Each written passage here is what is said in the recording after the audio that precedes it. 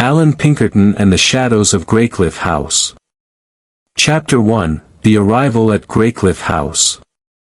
The train from London drew to a gentle halt at the small coastal station of Dawlish Bay. Allan Pinkerton stepped down onto the platform, his boots striking with a firm precision. A man of elegant bearing though of foreign origin, his Scottish-American voice still carried a faint burr that softened his otherwise meticulous English diction. He paused a moment, surveying the sea mist that rolled in like a curtain across the cliff-lined shore. Greycliff House lay only a mile distant, perched high on the headland, and already he could discern its somber silhouette against the pale afternoon sky. The invitation had been of a curious kind, sent by Lady Margaret Ellison, a widow of considerable means, who claimed her household was plagued by incidents of a most troubling nature, whispers of missing jewels, shadowy figures glimpsed in the corridor, and, most disturbing of all, the sudden collapse of her companion, Miss Clara Harbury, under circumstances that had not been fully explained. Pinkerton adjusted his coat and straightened his gloves with care. To others, his arrival might have seemed merely another professional engagement, yet he knew instinctively that something beyond ordinary mischief awaited him. When one is summoned with urgency by a lady of refinement, he often remarked, it is never for trifles. The carriage sent to collect him rattled up the gravel drive with brisk efficiency. Its driver, a taciturn fellow with sandy whiskers, tipped his cap and said little. From his seat, Pinkerton observed the narrow lane winding through wind-bent pines and low stone walls, noting every turn and incline as carefully as a cartographer might trace a coastline. Such details, directions, distances, the lie of the land, were, to his mind, as essential as the psychology of suspects. At length they reached the iron gates of Greycliff House. The mansion loomed vast and square, its windows reflecting the bleak sea below. The atmosphere was of grandeur touched with unease, ivy climbed unchecked across the stone facade, and the gardens lay untended, as though life within had grown weary of outward appearances. Lady Margaret received him in the oak-panelled hall, her tall frame swathed in black silk. Her countenance was handsome still, though worn by sleepless nights. "Mr. Pinkerton," she said with relief, "how grateful I am that you came with such speed. My household is unsettled, nay, I might even say under siege. I dare not rely upon the local constabulary. They would declare the matter mere servants' gossip. But I know in my heart it is more than that." Pinkerton bowed slightly, his expression one of grave courtesy. "You must begin at the beginning, Lady Margaret. No detail, however trifling, should be overlooked. It is the smallest thread that may unravel the whole." She led him into the drawing-room where the principal guests of the house were gathered, each displaying that subtle stiffness which accompanies the presence of an outsider whose purpose is not entirely social. There was Sir Lionel Harbury, brother to the unfortunate Clara, a gentleman of middle years with thinning hair and a habit of polishing his spectacles whenever addressed. His manner suggested both calculation and nervous unease. Close by stood Miss Edith Vale, a young woman of bright eyes and quick tongue, ostensibly a friend of Lady Margaret's but with the air of one who observed more than she permitted to show. At the hearth, a tall man with a military bearing introduced himself as Colonel Whitcombe, a neighbor and frequent visitor. His voice carried authority, yet Pinkerton detected a faint overemphasis in his courtesy, as though the man felt compelled to reassure others of his steadiness. Lastly, hovering at the threshold, was Mrs. Pierce, the housekeeper. She inclined her head respectfully but her lips remained pressed tight, her eyes flicking nervously towards her mistress. Lady Margaret provided a brief account for all to hear. "My companion Clara collapsed 3 nights ago in her chamber, just as the clock struck midnight.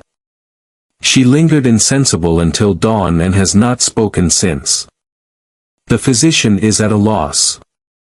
At the same time, my pearl necklace vanished from its case. And one of the maids swears she saw a man's shadow pass along the gallery where no man should have been. A ripple of disquiet moved across the company. Sir Lionel adjusted his spectacles, muttering something about hysteria. Colonel Whitcombe dismissed the idea of prowlers with a firm shake of the head. Miss Vale, however, asked shrewdly, "And the necklace?" "That is no phantom, surely." Pinkerton, seated with immaculate composure, let his gaze travel slowly from one face to another. "Such matters must not be confused," he said. "A collapse, a theft, and a shadow may be three isolated events, or they may be as interwoven as strands of a rope. It is for us to discern which." With Lady Margaret's leave, he requested to see Clara's chamber. The party ascended together, their footsteps echoing on the stone staircase. At the door stood a maid, pale and hesitant, who opened it under Pinkerton's calm instruction. The chamber was large, with high windows facing the sea. On the dressing table lay a small casket, its lid ajar, where the necklace should have been. A faint smell lingered in the air, not unpleasant, but sharp and medicinal. Pinkerton bent with deliberate care, examining the rug, the bedclothes, and even the curtains, his fingers tracing fibers with delicate exactness. He paused at the bedside. Clara Harbury lay still beneath the coverlet, her breathing shallow, her face pale as wax. "She lives, but she is absent," murmured Lady Margaret. Pinkerton studied her hands, folded upon the sheet, then the glass of water on the table beside her. He raised it delicately to the light. "Do not move this," he instructed quietly. "It may yet speak." When they withdrew, he requested that no servant nor guest be permitted to depart the house. "Until the truth is clear, none should wander beyond these walls. The sea will keep our secrets close, but I will uncover them, inch by inch." As evening drew in, Pinkerton remained at the fire-lit library, reviewing each word and gesture of those he had met. To Lady Margaret, he observed with a quiet certainty, "There is a pattern here, though it lies half concealed." The human mind, when pressed by fear, betrays itself in the smallest turn of phrase, the faintest tremor of the hand. "I shall watch. I shall listen. And in time, the house will yield its truth." Beyond the windows, the sea crashed endlessly against the cliffs, as though echoing his resolve. Chapter 2, First Impressions and Suspicions. The long case clock in the hall chimed 8, its mellow notes echoing through the high-ceilinged chambers of Greycliff House. Dinner had been served in somber formality. Though the table gleamed with silver and the candlelight danced upon cut glass, conversation remained constrained, as if each guest weighed their words too carefully. Allan Pinkerton, observing with that steady and unhurried gaze of his, might have seemed merely another guest. Yet beneath his stillness, his mind measured every pause, every flicker of expression, every contradiction that hovered on the tongue. Lady Margaret presided with quiet dignity, though her hand trembled slightly upon the soup spoon. Sir Lionel spoke little, his remarks confined to comments on the weather and the rising price of coal, though Pinkerton noted how his eyes continually strayed towards his sister's absent seat. Miss Edith Vale, by contrast, spoke readily, supplying sprightly anecdotes in an effort, perhaps conscious, perhaps not, to dispel the tension. Colonel Whitcombe carved the roast with almost military precision, though his jovial laugh struck Pinkerton as a shade too hearty, as though it masked some inner disquiet. When the meal concluded, Lady Margaret excused herself with an air of weariness. Sir Lionel retired almost at once to the smoking room, murmuring of correspondence. Colonel Whitcombe followed, offering his company. Miss Vale lingered with Pinkerton in the drawing-room, her bright eyes fixed keenly upon him. "You mean to find the truth, Mr. Pinkerton," she said with a curious smile. "But perhaps you will find more than you seek. Houses such as this are seldom innocent." Pinkerton inclined his head. Truth, mademoiselle, is rarely innocent. Yet it is always necessary. She leaned closer, lowering her voice. Do not trust Lionel. He pretends to grieve for Clara, but I have seen him quarrel with her, bitterly, too. And there is money involved, you may depend upon it. Pinkerton did not reply at once. He studied her carefully, noting the quickened breath, the slight color in her cheeks. You speak with certainty. Yet sometimes, the keenest observers are themselves most eager to be observed. Tell me, why do you remain here, if unease troubles you? For the briefest moment, her eyes faltered. Then she laughed lightly. Because it is diverting, Mr. Pinkerton. And because Lady Margaret is a dear friend. Surely that is reason enough. Pinkerton merely bowed. Perhaps. Yet remember, mademoiselle, appearances may be but veils, and veils are easily torn. Later that evening, in the quiet solitude of the library, Pinkerton examined more closely the objects he had secured from Clara's chamber. The glass of water, the linen handkerchief upon the floor, a small scrap of paper found near the window-sill, these lay before him upon a polished desk. He bent close, drawing a silver magnifier from his pocket. The glass revealed faint sediment at the bottom of the tumbler, white grains not fully dissolved. The handkerchief bore a curious scent, sharp and lingering. And upon the scrap of paper, half a word in pencil, nothing more. He replaced them carefully. There is intent here, he murmured. Not chance, but design. The necklace, the collapse, the shadow, all threads of one cloth. The question is, who weaves? The door opened, and Mrs. Pierce, the housekeeper, entered hesitantly. Forgive me, sir. I thought to see if you required anything further for the night. Pinkerton turned, regarding her with quiet gravity. Your devotion to Lady Margaret is plain. Tell me, Mrs. Pierce, what do you yourself believe transpired? The woman wrung her hands. It is not my place to say, sir. But it is your duty, Pinkerton replied gently. You live within these walls, you observe, you listen. Speak. She hesitated, then lowered her voice. I believe Miss Clara was frightened of something she would not name. 2 nights before her collapse, I found her weeping in the corridor. She spoke of letters, that they would ruin everything. But when I pressed her, she begged me to ask no more. And now she lies as you saw her, silent as stone. Pinkerton nodded slowly. Letters, you say? That is useful indeed. Did you ever see them? Mrs. Pierce shook her head. Never. But Sir Lionel received a package the very next day. He claimed it was bills. I cannot help but wonder. Wonder is the beginning of wisdom, Mrs. Pierce. I thank you. You may go. When morning came, the household gathered again for breakfast. Clara remained unchanged in her condition, the physician still mystified. The sea mists had thickened, casting the house into a gloom that even daylight could not dispel. Pinkerton observed each guest anew. Sir Lionel appeared irritable, snapping at a servant who spilled coffee. Colonel Whitcombe seemed restless, striding to the window repeatedly. Miss Vale busied herself with a book, though her eyes scarcely skimmed the page. Rising, Pinkerton addressed them all. Until clarity is obtained, none must leave the house. I request your patience. It is not merely a theft we face, nor merely an illness. It is a pattern, a shadow upon us.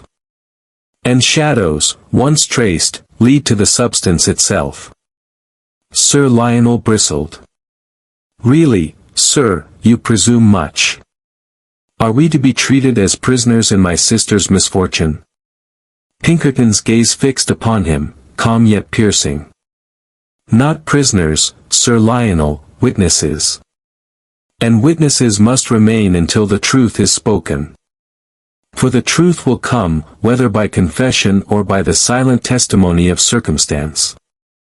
The colonel interposed with forced geniality. Come, come, Lionel.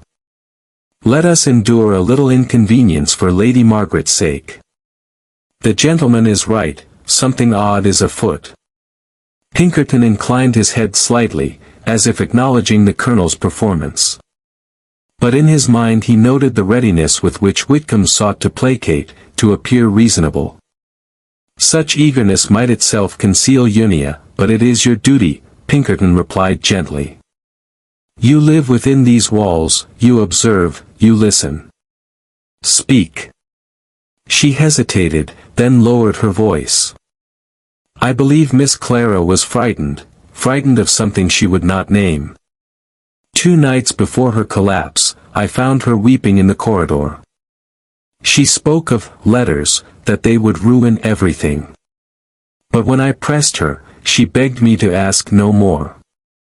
And now she lies as you saw her, silent as stone. Pinkerton nodded slowly. Letters, you say? That is useful indeed. Did you ever see them? Mrs. Pierce shook her head. Never. But Sir Lionel received a package the very next day. He claimed it was bills.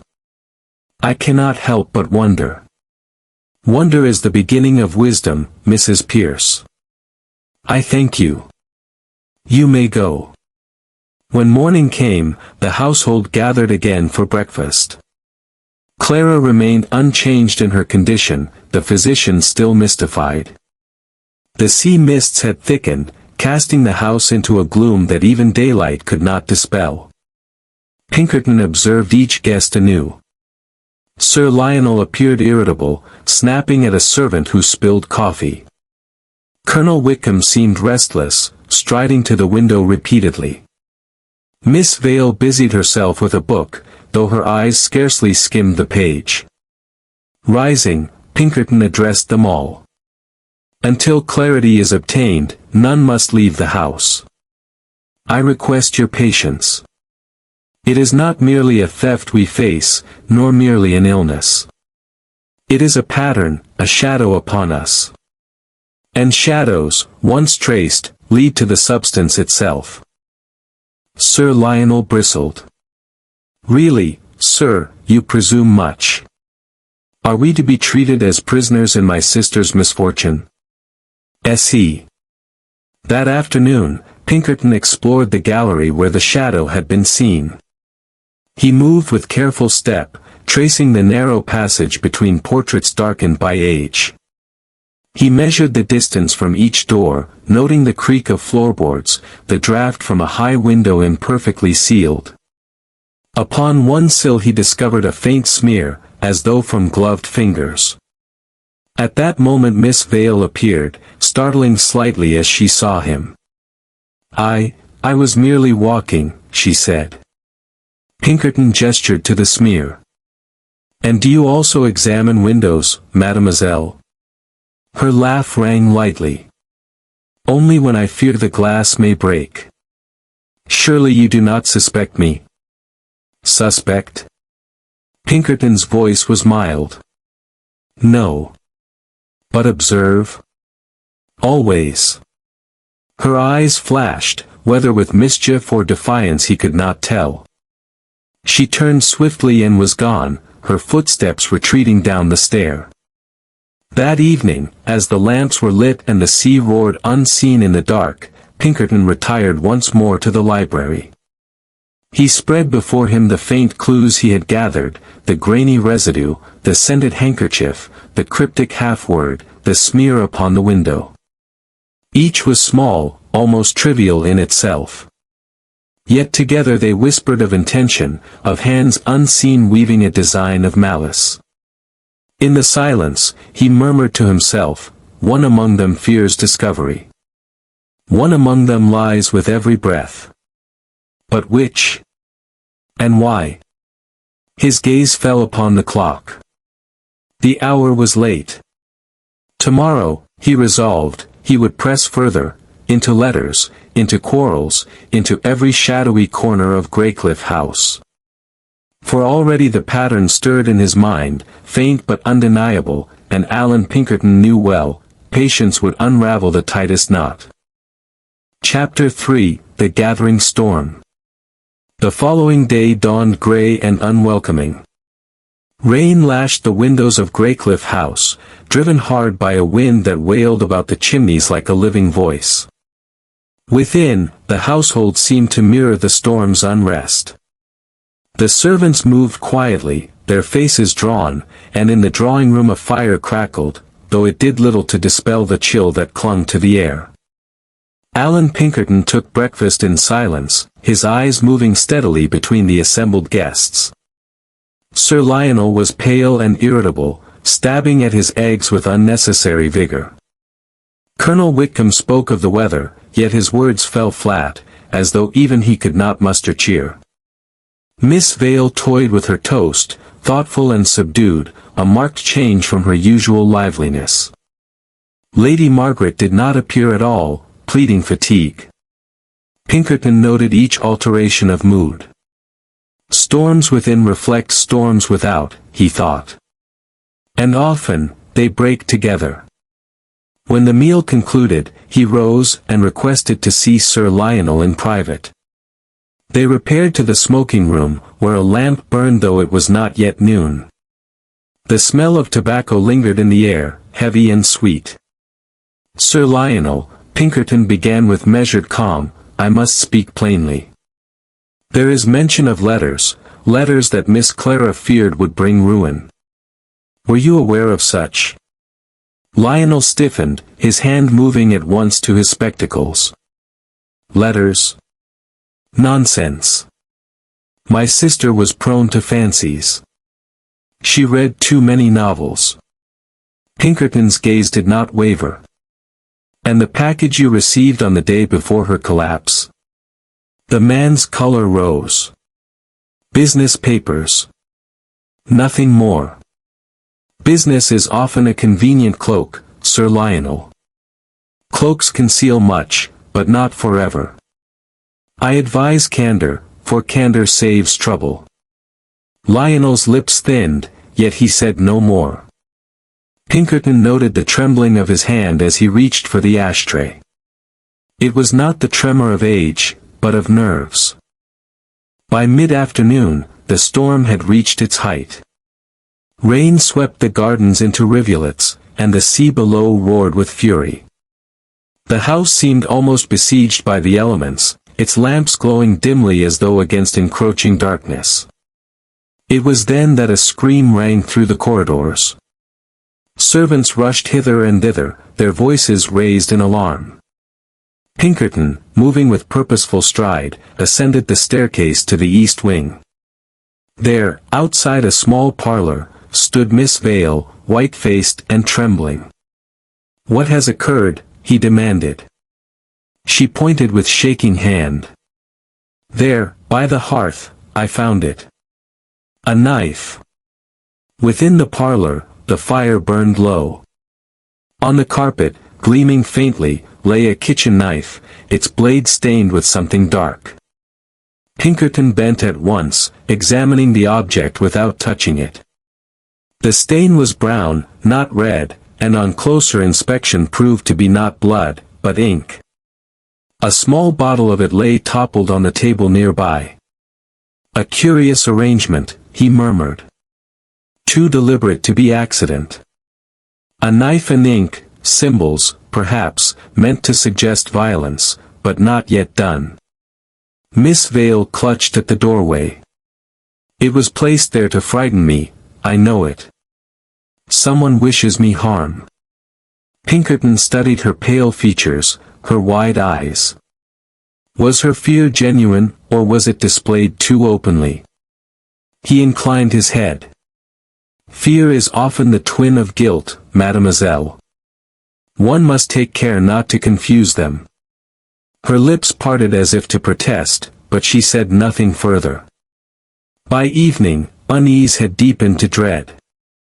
Lady Margaret summoned Pinkerton privately to her boudoir, her face drawn and weary. "Mr. Pinkerton," she said, "this house is cursed. First Clara, now this grotesque incident with the knife. I feel danger at every turn. Tell me, what do you truly think?" Pinkerton folded his hands with precise care. "I think, Lady Margaret, that every action here is calculated. Someone moves among us with intent, sowing fear, confusion, and mistrust. Yet remember, those who sow must reap. And I shall be present when the harvest comes." She sighed deeply. "There are matters I have not told you, family matters. Clara was more than my companion.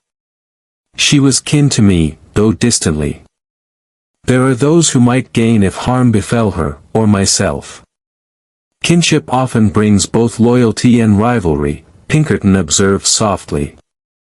"Tell me, Lady Margaret, who stands to gain?" But she pressed her lips together, unwilling, or unable, to speak further. That night, as the storm still raged, Pinkerton took it upon himself to patrol the house. The lamps burned low, the corridors echoed with the wind's lament. Passing through the gallery once more, he paused. A faint sound, like a door closing softly, reached his ear.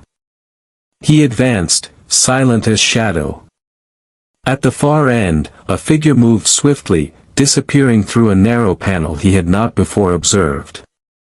Pinkerton quickened his step, but by the time he reached it, the panel was shut fast. He pressed against it, noting the faint draught of air and the hidden latch cunningly concealed within the woodwork. "A secret way," he murmured. "And those who employ secret ways seldom do so for honest ends." He did not force it then, but marked its place carefully. In the morning, the household awoke to fresh alarm. Sir Lionel, entering the breakfast room, discovered upon his place at table a folded note. His cry of outrage brought all running. The note contained but a single word, written in bold hand, "Prepare." Colonel Whitcombe read it aloud, his face darkening. "A poor jest, sir. Some scoundrel seeks to frighten us." Pinkerton, however, studied the word with grave attention.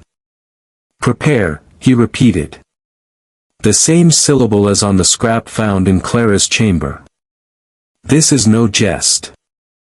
It is a message, half spoken then, and now continued." "Prepare, for what?" Sir Lionel crushed the paper in his hand. "I will not endure such insults. I shall leave this house today, storm or no storm." But Pinkerton's voice cut across his anger, calm yet commanding. "No, Sir Lionel. None shall leave. The storm within these walls is far greater than the one without, and it will break soon enough. To flee is to reveal more than to remain. You would be wise to stay." The man faltered, glaring, yet said no more. That afternoon, the physician returned, grave and perplexed. "Miss Clara remains insensible," he reported. "Yet I cannot ascribe her condition to any known malady. There is no fever, no seizure. It is as though her will itself has been suppressed." Pinkerton questioned him closely, but little more was learned. Still, he carried away with him the impression that Clara's collapse was no accident of health, but a deliberate act contrived by another. As night fell once more, he stood at the window of the library, watching the storm subside at last into a restless calm. The sea gleamed faintly beneath the moon, and the house lay hushed. Yet he knew well that silence was but the herald of new disturbance. "Prepare," he whispered to himself. "Yes, I shall prepare. And so shall they. For soon the mask will slip, and then, I shall see the face beneath." Chapter 4, The Hidden Passage. The storm abated by dawn, leaving Greycliff House wrapped in a damp silence. The sea still surged restlessly below the cliffs, and in the gardens, branches lay torn and scattered like relics of some forgotten battle. Yet within the house the air was not of peace but of watchfulness, for each soul knew that unseen eyes had moved among them the night before. Allan Pinkerton, whose rest had been but a brief hour in the library chair, rose with his customary composure. He had marked in his mind the place where the secret panel lay hidden, and he meant that day to uncover its mystery. No sooner had breakfast concluded, an uneasy affair in which Sir Lionel scarcely spoke and Miss Vale avoided every glance, than Pinkerton requested the presence of Colonel Whitcombe. "Colonel," he said, with measured courtesy, "your knowledge of this house may exceed mine. Were you aware of concealed passages within its walls?" The colonel stiffened, mustache bristling. "Passages? Certainly not. Old houses breed tales, sir, but I assure you Lady Margaret's family built no labyrinth." Pinkerton's eyes narrowed ever so slightly. "And yet last night I observed a figure vanish through one such panel. If you are ignorant, then I am obliged to explore without you. But if you know more than you admit, candor now may save us all." The colonel flushed but said no more, muttering something of "nonsense" before excusing himself. Pinkerton observed the quickness of his retreat. It was not the response of a soldier, but of a man unsettled. That afternoon, when the house was quiet, Pinkerton returned alone to the gallery. He moved with deliberate care, running his fingers along the carved oak paneling until he felt the faint give beneath his touch. Pressing gently, the wood shifted, and the panel swung inward with a sigh of stale air. Before him stretched a narrow stair of stone, descending steeply into darkness. A faint draught carried the smell of damp earth and age. With his lantern held high, Pinkerton descended step by step, each echo magnified in the close space. The stair gave onto a corridor, low and narrow, lined with crumbling mortar. It twisted sharply, then ended in a second panel. Pushing this aside, he found himself in a small chamber below the eastern wing. It was windowless, lit only by his lamp, and furnished sparsely, a rough table, a chair, a candle stub long burnt out. Upon the table lay papers, scraps torn hastily, fragments of writing in a hand both neat and hurried. Pinkerton gathered them carefully, piecing together what words he could.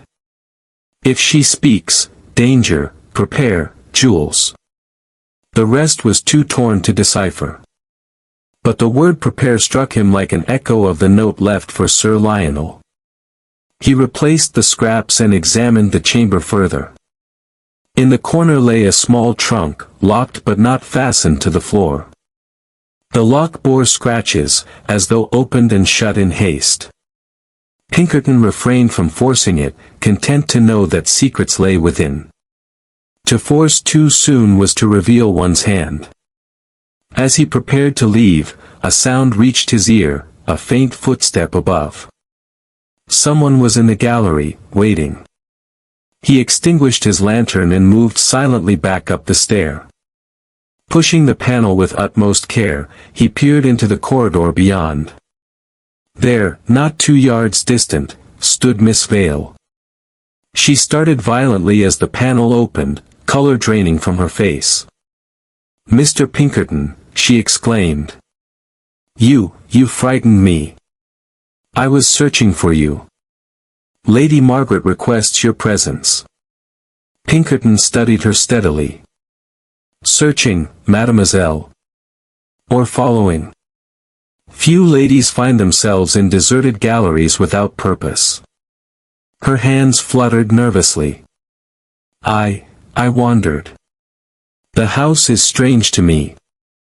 "Strangeness is often an excuse for curiosity," Pinkerton replied quietly. "And curiosity, if unchecked, leads to peril." She made no answer, merely lowering her eyes. He escorted her back to the drawing room, but in his mind her presence at the secret panel weighed heavily. Later that day, Lady Margaret gathered the household in the great hall. The fire burned high, casting shadows upon the carved beams. Clara still lingered insensible upstairs, and the mood among them was strained. "I cannot endure this suspense," Lady Margaret declared. "Mr. Pinkerton, I beg you to tell us if we are in danger." Pinkerton bowed slightly. "Lady Margaret, danger is certain. What remains to be known is to whom it is directed, and for what end. Until then, every one of you is at risk." Sir Lionel muttered angrily, "Then perhaps it is better we all depart at once." But Pinkerton's voice cut through his protest, low yet firm. "To depart is to play into the hand of the one who schemes.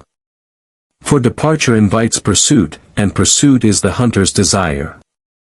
No, safety lies here, until the web is unspun."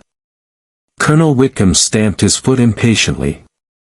"We cannot sit like mice in a trap, sir. Action must be taken." Pinkerton inclined his head. "Action is indeed required, Colonel. But haste is the enemy of truth. I prefer precision." That night, a fresh disturbance shook the house. Near midnight, a crash echoed from the library. Servants rushed with candles, and the household gathered to find the great window flung open, its panes shattered by the wind. On the carpet lay the trunk Pinkerton had seen in the hidden chamber, its lock forced and its contents scattered. Papers fluttered across the floor like leaves. Among them, Pinkerton stooped and retrieved one intact sheet. Written in Clara's hand, it bore a single line. "If harm comes to me, look first to my own blood." Lady Margaret uttered a cry. Sir Lionel staggered back, his face ashen. "It is a forgery," he shouted. "A vile forgery." But his protest rang hollow, and the eyes of all turned upon him with suspicion. Pinkerton raised a hand for silence. "Forgery or truth, it is evidence. And evidence, once revealed, cannot be concealed again." He gathered the papers calmly, his mind racing. Who had carried the trunk from the hidden chamber? Who had forced its lock and scattered its contents for all to see? Was it an attempt to reveal the truth, or to mislead? The note lay heavy in his pocket, its words burning like a brand.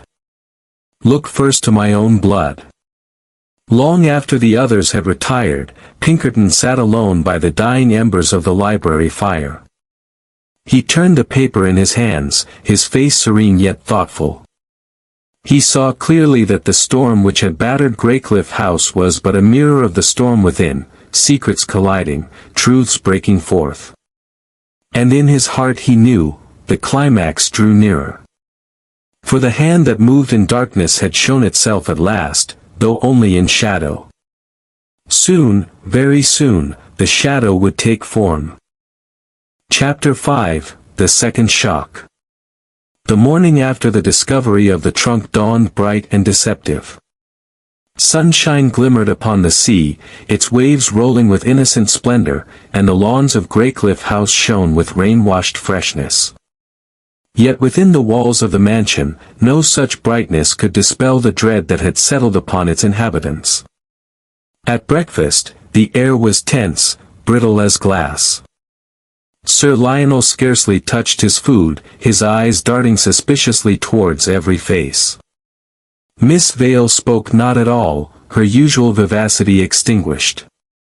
Colonel Whitcombe attempted bluff cheer, but his hearty laugh fell flat, as hollow as the echo of an empty drum. Lady Margaret sat rigid, pale, her hands trembling upon the tablecloth.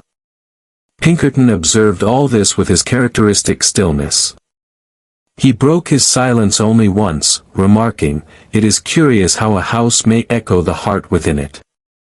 Last night the library window shattered, today we sit at table as though the very glass of our spirits has been cracked." No one replied. The clink of cutlery sounded louder for the absence of words. The day unfolded slowly. Lady Margaret retired to her boudoir. Sir Lionel secluded himself in the smoking room with brandy and cigars.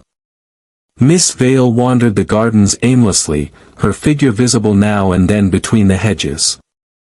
The colonel disappeared on some errand of his own, striding out into the stables and returning with boots muddied, though he gave no account of where he had been. Pinkerton made his rounds quietly. He examined the scattered fragments from the trunk more thoroughly. Most bore little meaning, snatches of domestic notes, lists of expenses, trivial observations. Yet one fragment caught his eye, the necklace, gift, yet burden, keep hidden until, the sentence broke off, but it tied the vanished pearls to some private fear. Was Clara's collapse linked to the jewels? Had she known too much, or intended to speak? By mid-afternoon, the calm of the day shattered. A cry rang out from the upper corridor, wild and piercing. Servants rushed. Pinkerton, moving swiftly, mounted the stair 2 steps at a time. There, outside Clara's chamber, chaos reigned. Mrs. Pierce, the housekeeper, lay sprawled upon the floor, her apron stained with blood from a gash upon her temple. Beside her, the maid Jane trembled violently, pointing with shaking finger. He struck her. He struck her and fled. Who? Pinkerton demanded sharply. The girl gasped, near to hysteria. I could not see. A man, tall, his face in shadow. He came from Miss Clara's room, then she cried out, and he struck Mrs. Pierce when she blocked his path, then gone. Pinkerton knelt swiftly beside the housekeeper. She still breathed, though faintly. Her wound bled freely, but it was not mortal. He ordered her carried at once to her own chamber, then entered Clara's room. The sight that met him deepened the gravity of the case. Clara, who had lain insensible for days, was gone. The bedclothes were thrown aside, the window flung wide to the garden below. A rope of knotted sheets dangled into the air, swaying faintly in the breeze. Lady Margaret, arriving breathless, gave a cry of anguish.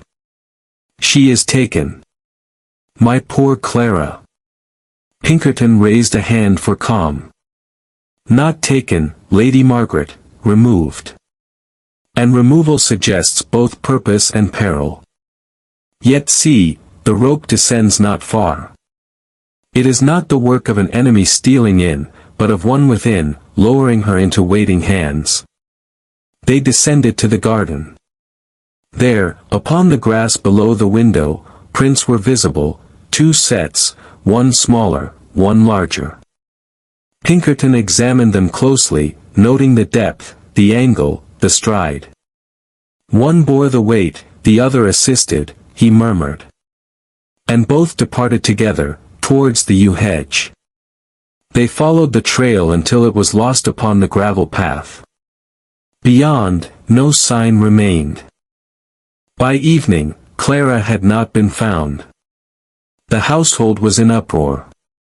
Sir Lionel stormed about, accusing first the servants, then Colonel Whitcombe, then even Pinkerton himself of negligence. The colonel protested loudly, demanding an immediate search of the surrounding countryside. Miss Vale wept openly, declaring it all a nightmare. Pinkerton gathered them in the drawing-room, his voice steady, his manner composed. "Let us be clear," he said. "Miss Clara has not vanished into thin air. She was removed, willingly or unwillingly, by someone within our circle, aided by knowledge of this house. The rope, the prints, the timing, all prove it. Whoever struck Mrs. Pierce did so to silence her witness. But silence speaks as loudly as words, if one knows how to listen." Lady Margaret clutched her hands together. "But who, Mr. Pinkerton? Who among us could be so cruel?" "That," Pinkerton replied softly, "is what we shall learn. Already the truth presses against the veil. One more blow, and the veil will fall. Later, when the household had dispersed, Pinkerton stood once more in the library, gazing at the fire. He reviewed the sequence in his mind: Clara's collapse, the theft of the necklace, the hidden chamber, the note warning of her own blood, and now her sudden disappearance. The pattern grew darker, yet more distinct. He took from his pocket the fragment with the word prepare, and placed beside it Clara's note. If harm comes to me, look first to my own blood. Blood, kinship, inheritance. The necklace as burden. Letters Clara feared. Sir Lionel's secret package. Colonel Whitcomb's overemphasis of cheer. Miss Vale's restless curiosity. Each strand tightened the knot, yet one thread remained elusive. As the fire sank to embers, Pinkerton murmured to himself, "There will be another move. The hand that struck once will strike again, for it is the way of malice never to be satisfied. And when that move comes, I shall be waiting." His words proved prophetic. For scarcely had the midnight hour sounded when a second cry resounded through the house. Doors flung open, feet hurried. Pinkerton himself reached the great hall first. There, upon the marble floor beneath the staircase, lay Colonel Whitcombe, his body sprawled unnaturally, his face contorted. A heavy candlestick, fallen from the balustrade above, lay by his side. Lady Margaret gasped, Miss Vale shrieked, Sir Lionel turned ashen. Pinkerton knelt, touching the colonel's throat with precise fingers. He looked up, his voice solemn. "The colonel is dead." A stunned silence followed. The second shock had fallen. And with it, the mystery of Greycliff House had grown darker still. Chapter 6, Secrets Laid Bare. The sudden death of Colonel Whitcombe had cast a pall even heavier than before. Though the storm outside had passed, within Greycliff House the atmosphere was charged with dread, suspicion, and something approaching hysteria. The colonel's body had been carried with solemnity to a chamber near the hall, and the physician summoned once more. Yet it was plain from Pinkerton's measured pronouncement that no physician could restore life where it had so violently fled. Lady Margaret, pale and trembling, clung to the banister of the staircase. Miss Vale sobbed behind her handkerchief. Sir Lionel remained rigid, lips pressed thin, eyes fixed on the marble floor where the colonel had fallen. Pinkerton, standing calm amidst the tumult, raised his hand. His voice was quiet, but it carried to every corner. "Let us not be deceived. This is no accident. The candlestick did not topple of its own accord. The hand that struck Mrs. Pierce has struck again, and with greater force. We are in the presence of deliberate malice." Lady Margaret swayed, as though she might faint, but he steadied her with a glance. "Courage, madam. Truth is near. And truth, though bitter, is the only safeguard." Once order was restored and the servants dismissed, Pinkerton gathered the household in the drawing room. The fire burned brightly, yet the air seemed cold. Each sat in strained silence until Pinkerton began his quiet interrogation. "Sir Lionel," he said, turning his gaze upon the man, "you quarrelled with your sister Clara, did you not?" Lionel's hand jerked to his spectacles, polishing them furiously. "Families quarrel. It is natural. But not every quarrel ends with one sibling insensible, and another under suspicion of forgery." Pinkerton's tone was mild, but his eyes sharp. "What were the letters she feared? What truth lies in the package you received?" Lionel's face flushed darkly. "You presume too much, sir. Those were private matters of finance. Clara was impressionable. She misunderstood." Pinkerton inclined his head ever so slightly, as though filing away the evasion. "Private matters often leave very public traces, Sir Lionel. And finance is a motive older than Cain. He turned next to Miss Vale, who sat twisting her handkerchief in pale fingers. Mademoiselle, you have shown yourself curious in this house, curious to the point of appearing at a secret panel without explanation. Why? Her eyes widened. I was restless. You wrong me, Mr. Pinkerton. I meant no harm. No harm. His voice softened, yet carried weight. Then why, when the knife and ink were found, did you proclaim it was meant for you? Guilt often imagines itself threatened. Tears welled in her eyes. You cannot think I am only a guest, Mr. Pinkerton. I have no place in your dark suspicions. On the contrary, Pinkerton replied gently, every guest has a place. For secrets cling to guests as much as to hosts. Finally, he addressed Lady Margaret, who sat rigid as a statue. Madam, you spoke of kinship to Clara, more than mere companionship. Will you explain? A silence stretched, broken only by the ticking of the mantel clock. At last, she spoke, her voice low and heavy. Clara was my husband's niece. When he died, I took her under my roof, promising to safeguard her fortune until she came of age. The pearls you know of, they were part of that fortune, given to her mother before her marriage. Yet Clara never wished for wealth. She called it burden. She feared it would bring ruin. Pinkerton inclined his head gravely. Ruin, yes. For wealth draws both envy and deceit. Did she confide to you what letters she received? Lady Margaret shook her head. No. She grew silent in her last days, as though a shadow lay upon her. At that moment, a servant entered, pale and trembling. Beg pardon, madam, but Mrs. Pierce asks for Mr. Pinkerton. She is awake, though weak. She says she has something she must tell. Pinkerton rose at once. We shall hear her. For silence has spoken too long. They found Mrs. Pierce propped upon pillows, her face bloodless, her wound bandaged.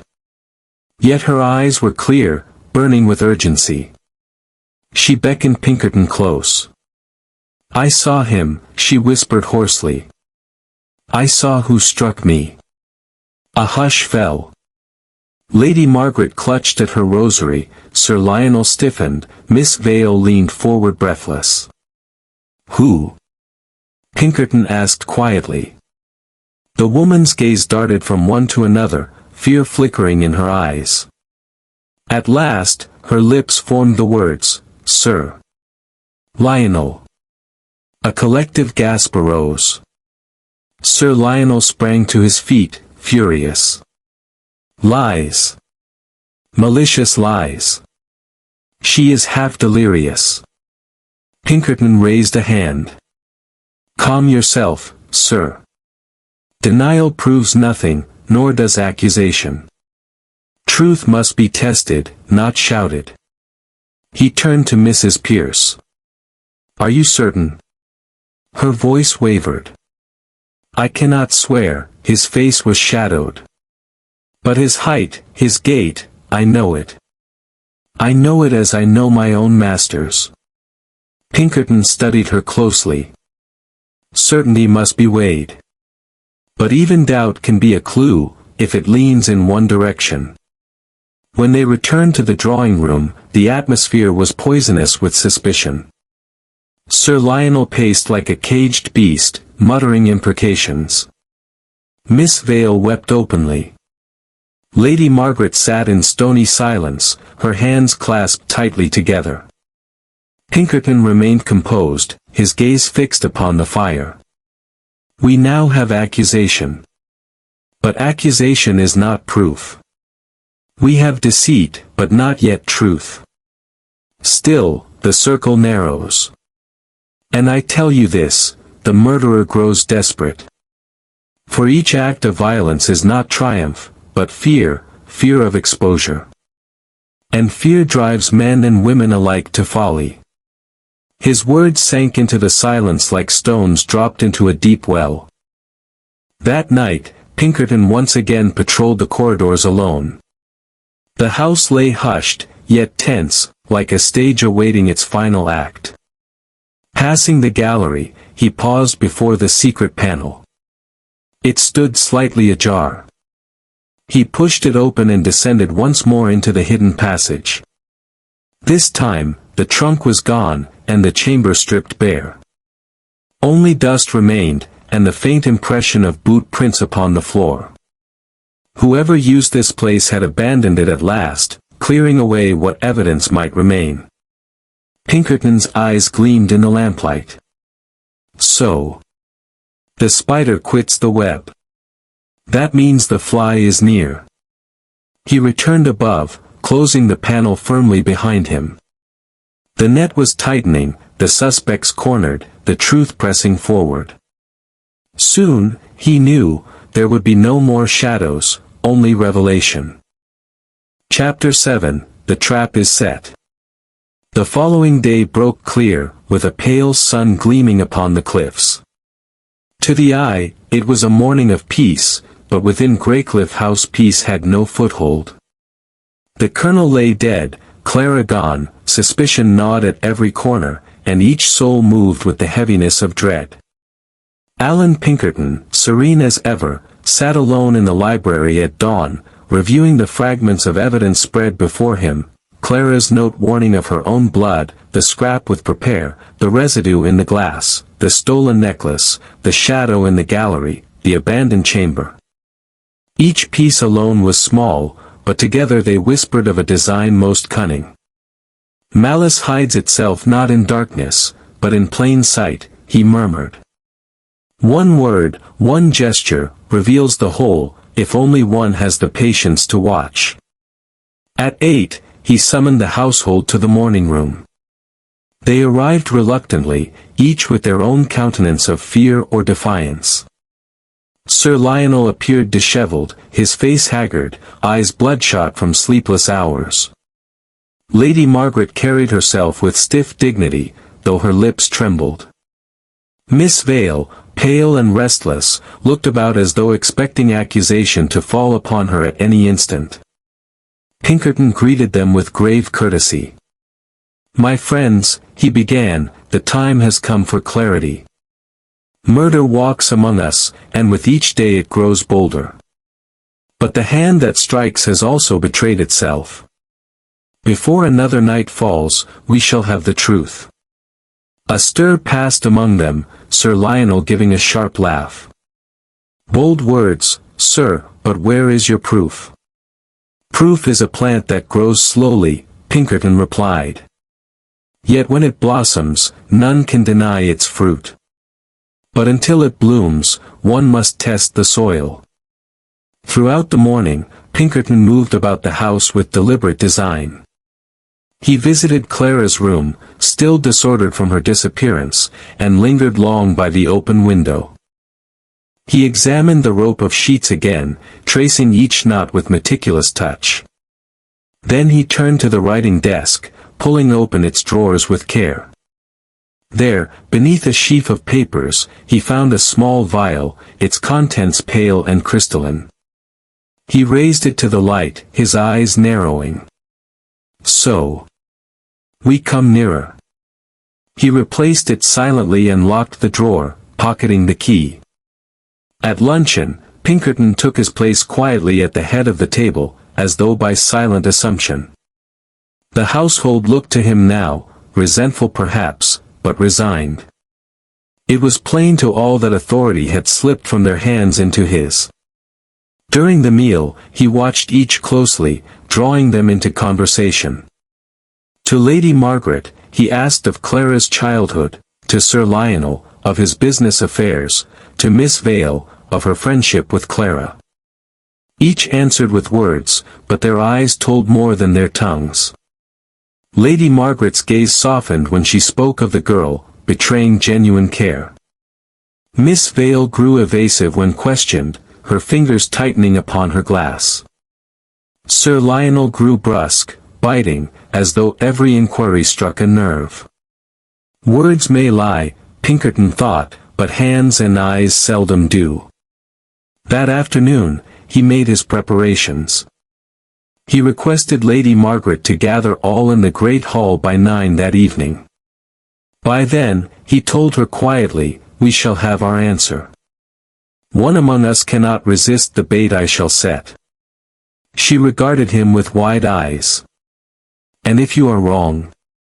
Then I am no longer Allan Pinkerton, he replied serenely. When evening fell, he began his watch. He had placed, with great care, a decoy, the necklace, though not the true one, which was gone, but a clever imitation fashioned hastily from Lady Margaret's jewels and a little artifice of his own. This he set upon the writing desk in Clara's chamber, leaving the door slightly ajar, and arranging the lamp so that the glimmer of pearls would fall temptingly into the corridor. Then he withdrew into the shadow of the gallery, silent as stone. The house lay hushed. Hours passed. The clock told 9, then 10. Still Pinkerton waited, his patience infinite. At last, near the half-hour, footsteps approached, soft and stealthy. A figure moved into view, hesitated, then slipped within the chamber. Pinkerton followed noiselessly. He entered as the intruder reached for the necklace. Not so fast, his voice rang out, firm and commanding. The figure froze. It was Miss Edith Vale. She turned slowly, her face pale, eyes wide. Oh, Mr. Pinkerton, I thought, I only wish to see. Jewels are poor solace for tears, mademoiselle, he said quietly. But it is not jewels you seek, is it? It is silence. She stammered, words tumbling incoherently. I swear, I did not, Clara was my friend, I. Pinkerton's gaze did not soften. Your friend, yet you prowled by the secret panel. Your friend, yet you cried the knife was meant for you. Your friend, yet your hands now reach for the burden she feared. She burst into sobs, covering her face. I was afraid. Afraid for myself. But I never harmed her. I swear it. Pinkerton regarded her steadily. Fear may drive folly, but folly is not always guilt. Yet remember, fear also unmasks the guilty. You may go, mademoiselle. The trap was not laid for you. Bewildered, she fled, her sobs echoing down the corridor. When the house gathered at 9, Pinkerton stood at the hearth of the great hall. Lady Margaret, Sir Lionel, Miss Vale pale and shaken, and the servants clustered at the back, all eyes turned to him. Tonight, he began, I set a trap. It was not jewels I sought, but truth. And truth I have obtained. One among you has betrayed themselves, not by words alone, but by action. Tonight I saw the shadow reach for what was never theirs. Tonight the web quivered. And tomorrow the spider shall be revealed. He let his words fall into silence, his eyes sweeping the assembly. Sir Lionel shifted uneasily, Lady Margaret pressed her lips together, Miss Vale wept openly. The servants whispered among themselves. Pinkerton raised his hand. The time for shadows is past. Tomorrow, in the light of day, I shall expose the hand that has brought ruin to this house. Until then, let none depart. The end is at hand. That night, as the others retired, Pinkerton returned once more to the library. He placed upon the desk the fragments of evidence, aligning them carefully. Each was a thread, and he the weaver. The necklace, the letters, the poison in the glass, the word prepare, the blood of kin, he murmured. All point one way. Tomorrow, the veil shall fall. He closed his eyes a moment, serene in his certainty. For Allan Pinkerton knew the end of the game was at hand. The spider had spun its last thread. Chapter 8, The Final Revelation. The morning dawned calm, with a clear sky stretched above the restless sea. Within Greycliff House, however, calm was but a veneer. Each inhabitant moved as though walking upon thin ice, wary of the crack that might give way beneath them. For Allan Pinkerton had declared the truth would be revealed that day, and his word was not lightly spoken. At 10 o'clock, he summoned them all to the great hall. The servants gathered at the back in nervous clusters. Lady Margaret seated herself rigidly in a high-backed chair, Miss Edith Vale wrung her hands in her lap, and Sir Lionel paced impatiently, spectacles flashing in the light. The air was thick with expectation, each heart beating a little faster for fear of what was to come. Pinkerton stood at the hearth, tall and composed, his hands folded behind his back. His grey eyes swept the assembly with calm precision. "Ladies and gentlemen," he began, "we have endured much within these walls, theft, deceit, violence, and death. Yet each act, though cloaked in confusion, was but a thread in one design. Today, we pull at those threads, and the whole tapestry shall fall." He moved slowly across the hall, his voice low yet carrying. "Let us begin with Miss Clara. She did not collapse from weakness of health, but from poison. The glass at her bedside contained a substance, faint but unmistakable. Not a deadly draught, but one to subdue, an agent to render her helpless, insensible. Why? So that she might be silenced, not slain outright, while another sought what she possessed, knowledge that could ruin a name." A murmur rose, quickly hushed. "Second, the necklace. More than ornament, it was bound to inheritance, to fortune. Clara called it burden, and so it was. For wealth, as I have said, breeds envy and deceit. Its disappearance was no random theft. It was removed to disguise the true motive of those who plotted against her." He paused, eyes resting upon Lady Margaret. She trembled, but said nothing. "Third, the word prepare. Twice it appeared, once upon a scrap in Clara's chamber, again upon the note at Sir Lionel's place. This was no jest. It was Clara's own attempt at warning, interrupted, then repeated. Prepare, she wrote, because she feared what was to come." Miss Vale uttered a sob. Sir Lionel muttered angrily, "Nonsense." Pinkerton's gaze fixed on him with quiet force. "You say nonsense, Sir Lionel, but truth rarely flatters. You quarrelled with your sister, you received a package whose nature you conceal, and Mrs. Pierce, though struck in shadow, swore the gate was yours. All suspicion points your way. And yet—" He paused, the silence deepening. "Suspicion is not truth. For suspicion is but smoke, truth is fire. And the fire lies elsewhere." All eyes widened. Lady Margaret's lips parted. Sir Lionel's face drained of color. Pinkerton continued, his tone measured. "The Colonel's death, struck down by a candlestick from above, was no random blow. He had grown restless, impatient, and perhaps had begun to suspect too much. His blustering cheer was a mask, and someone feared that mask would slip. So he was silenced." He turned now, his gaze falling upon Lady Margaret herself. "Yes, madam. You." A gasp rippled through the hall. Lady Margaret half rose, then sank back, her face ashen. Pinkerton's voice was calm, inexorable. "It was you who poisoned Clara, gently, so she would sleep rather than die. You who carried away the trunk from the hidden chamber.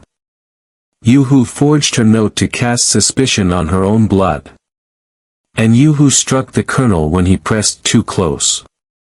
Lady Margaret's eyes blazed suddenly with defiance. You dare accuse me, here, in my own house? What proof have you, sir? Proof enough, Pinkerton replied serenely. The vial in Clara's desk, locked and hidden, yet the key was in your keeping, madam. The handwriting upon the forged note, your hand, disguised but not beyond recognition. The trunk's removal, who but mistress of the house could order it carried unseen? And above all, the motive, inheritance. Clara's fortune, entrusted to you, lay heavy. You feared her letters, feared exposure of how you had used that wealth to cover your debts. Her silence was your protection. Her awakening would be your ruin. So you silenced her. Lady Margaret's composure cracked. Her hands trembled violently. No, I wished only to protect her.